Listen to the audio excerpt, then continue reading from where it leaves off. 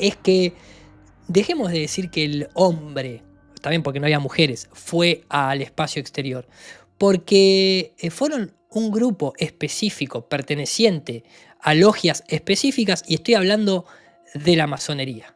No fue la humanidad. Hola. Sí. Love and peace. Love and peace. No, porque hay mucha gente. Mira, el otro día estábamos en una cena, Sí. salió el tema y personas con carreras universitarias. Saludos a Claudia. Y a Chris. Inteligentes. Sí. Joder, de nivel educativo alto. Sí.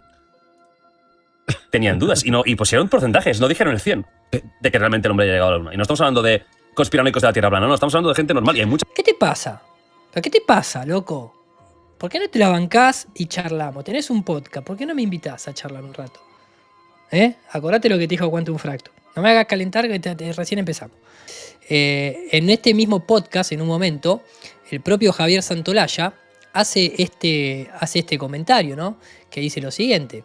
Lo decía en mi último vídeo, creo que hay que hablar claro, creo que el motor de la ciencia son las anomalías y creo que hay que ir detrás de ellas, tirando siempre de estas anomalías para intentar encontrar nuevos espacios de entender el universo. Creo que esto es un regalo que nos da el cosmos, sea lo que sea. Si es una roca de hace 11.000 millones de años, va a ser increíble lo que se puede aprender.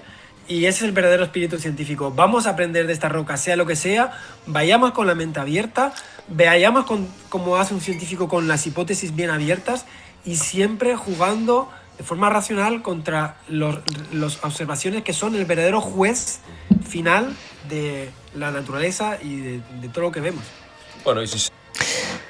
Ajá, el juez es la naturaleza, claro, exactamente, de todo lo que vemos. Son las observaciones. Muy bien, hablando con el 3i Atlas. Recordemos, en base a lo que estábamos hablando recién, Cetetic Astronomy, ¿no?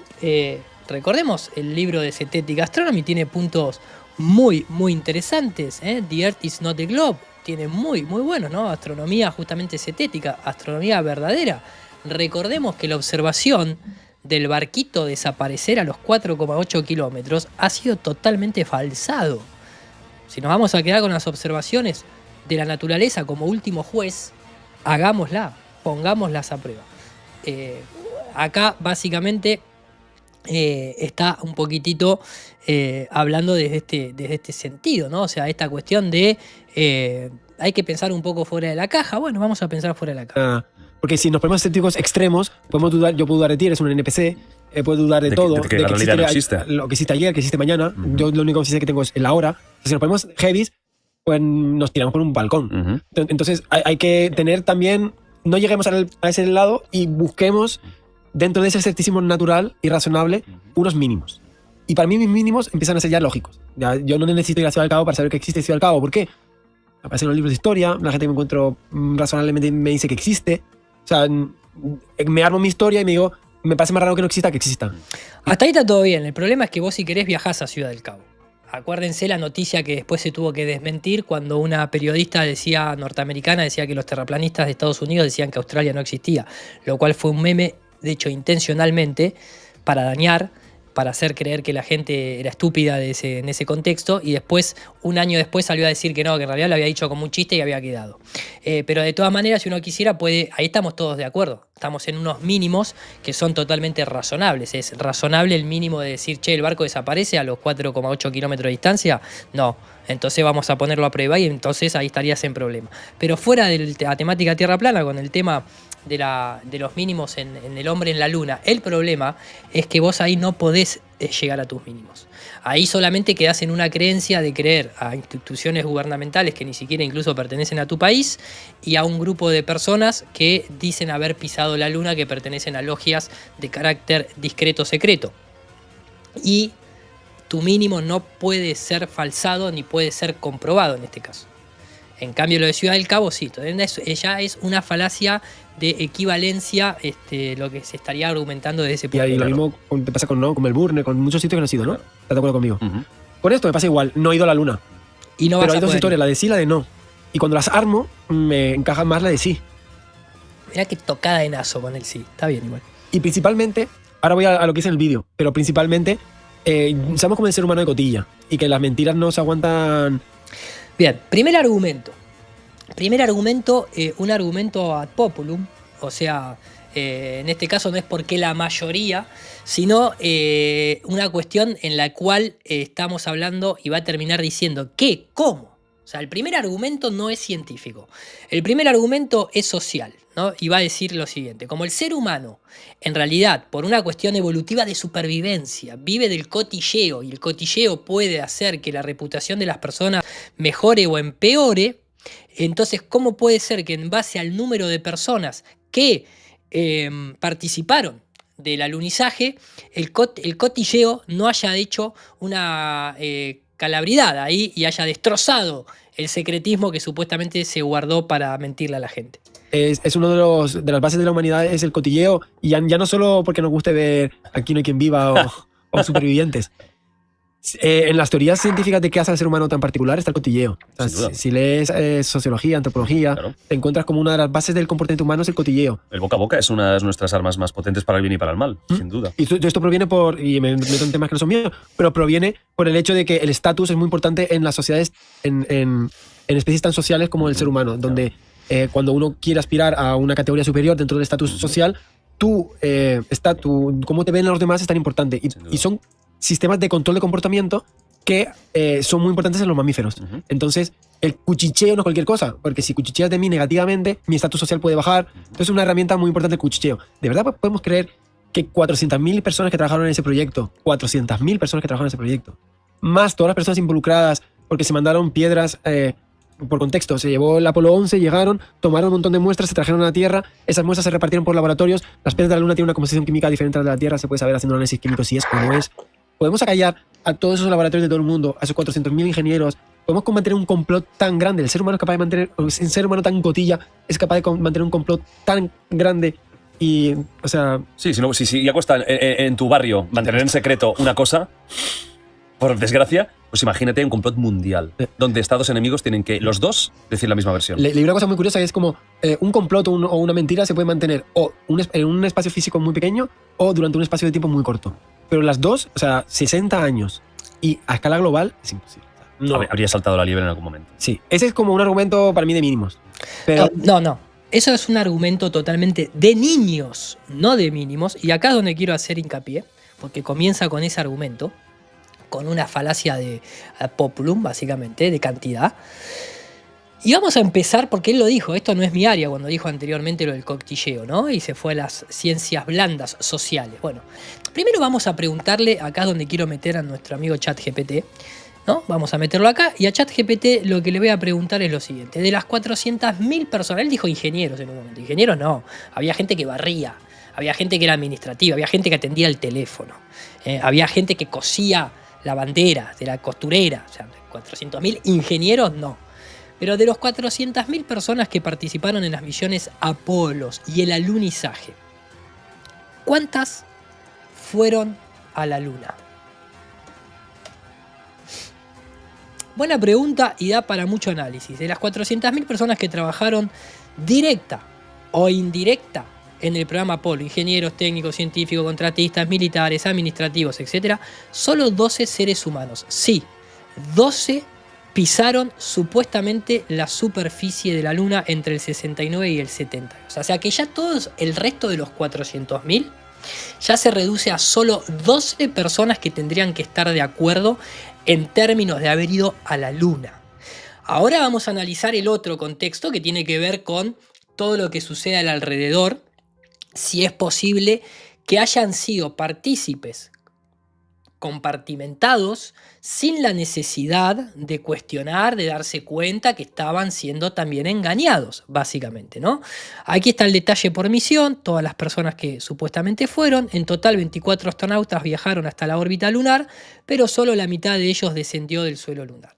Entonces, en realidad, son 24 los involucrados necesariamente en la, como si fuese una película, en la actuación principal, en aquellos que, sí, hubo gente que los llevó, los sentó en el cohete, los precintó, le puso el cinturón de seguridad y todas las condiciones y supuestamente despegaron y en ese cohete ese Saturno 5, iban los astronautas arriba en la cápsula, lo cual obviamente eso jamás se mostró desde ya, ¿no? Ahí en tiempo real, apuntando desde abajo, no se puede ver, que haya personas ahí. Caso aparte el Challenger, ¿no? Que ya lo hemos visto con el tema de los gemelos que trabajaban, uno en la NASA y el otro era astronauta. Bueno. De las 400.000 personas del programa Apolo, menos del 0,02% estuvieron literalmente en el punto de contacto humano final antes del lanzamiento. Es alguien que dice, así a la ligera, no, porque en realidad trabajaron 400.000 personas y mantener un secreto entre 400.000 personas. Por favor, muchachos, por favor, un poco más de autocrítica y un poco más de menos Dunning-Kruger. O sea, bajemos un cambio.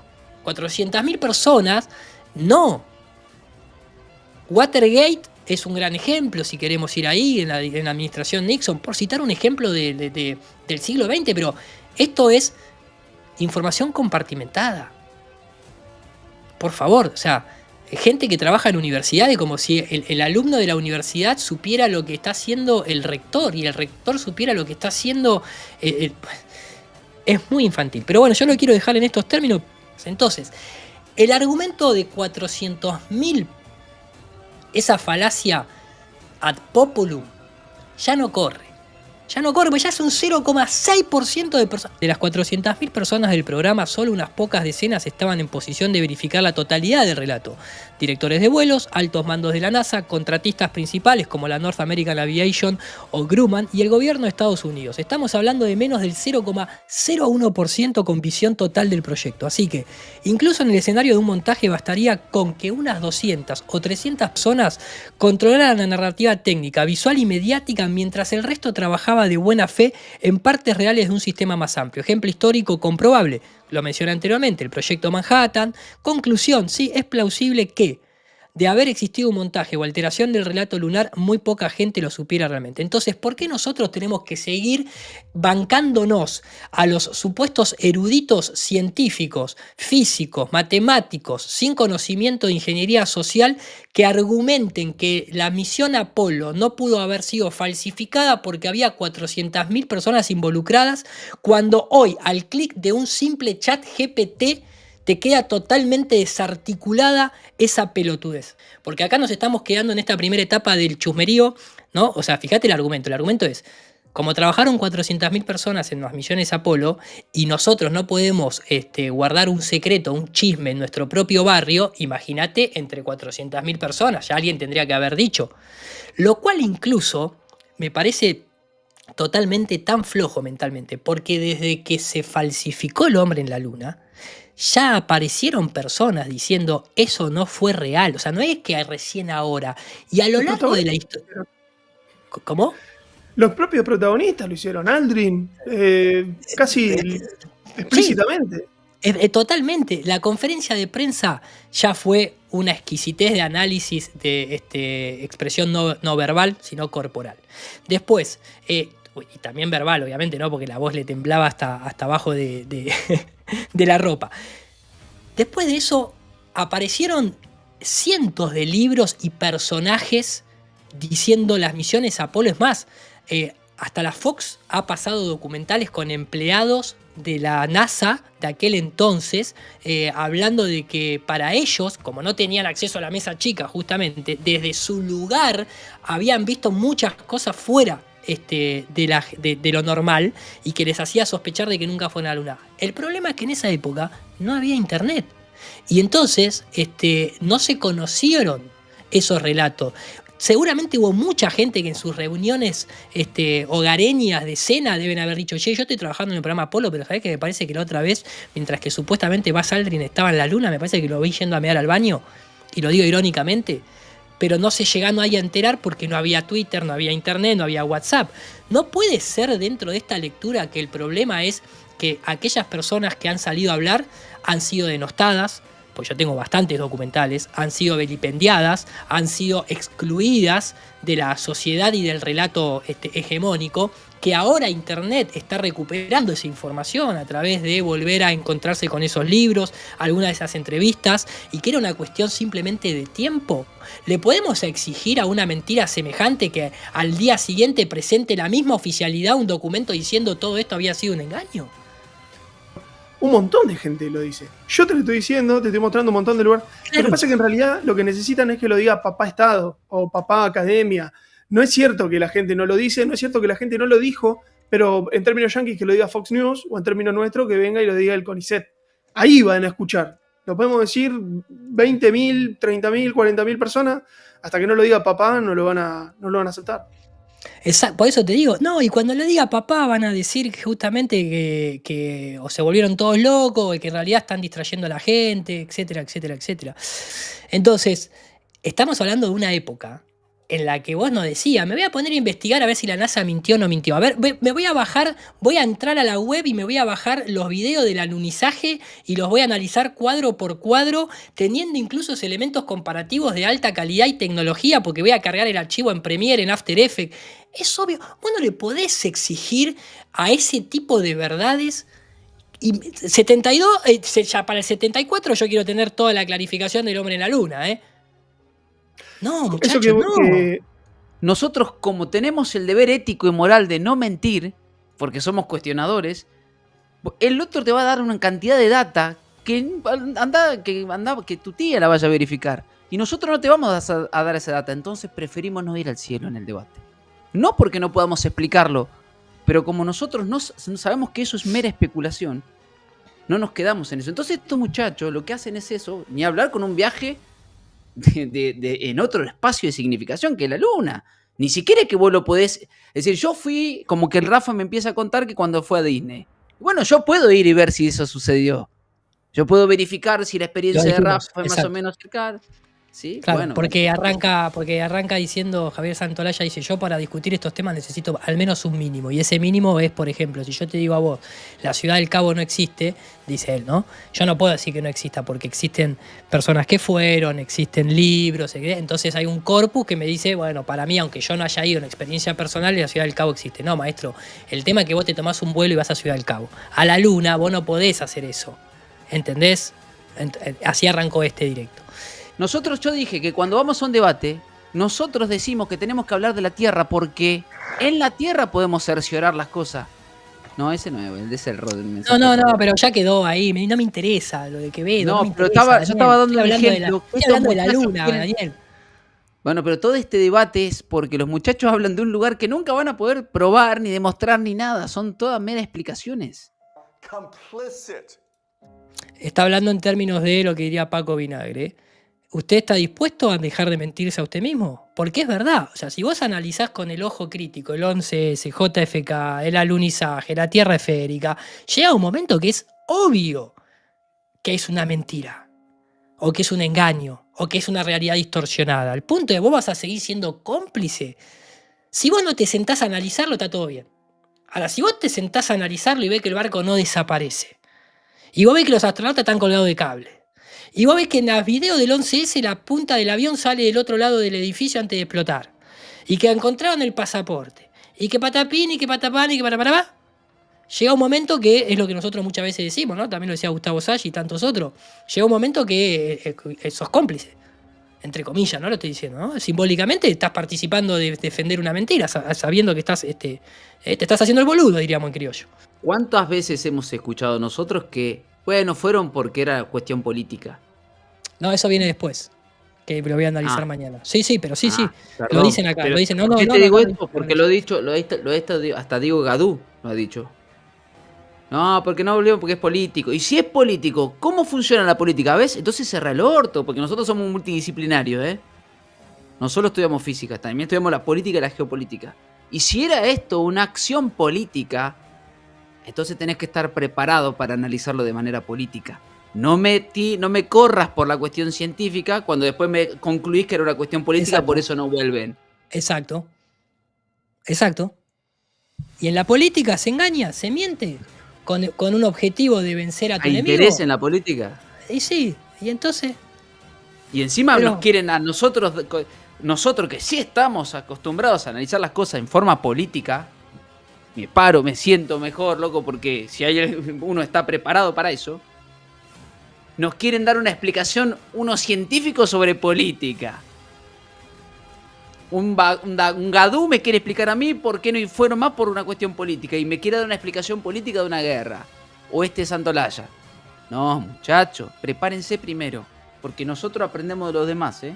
Ustedes están siempre en un nicho, hablan entre ustedes, ¿no? Que el físico, que el biólogo, que el metafísico, el astrofísico, que el divulgador. En cambio, nosotros conversamos con la gente que está en el piso, el barro, desde un mecánico hasta un astrofísico, hasta un piloto de avión, un sociólogo, un antropólogo, con todos para aprender. Un diseñador, un director de efectos visuales, todo se necesita.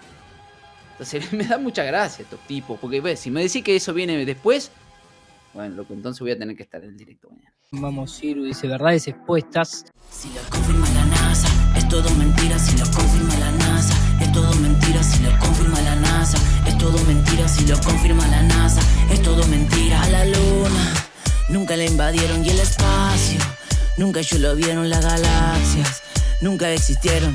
La Tierra es plana, desde siempre lo supieron. Si lo confirma la NASA.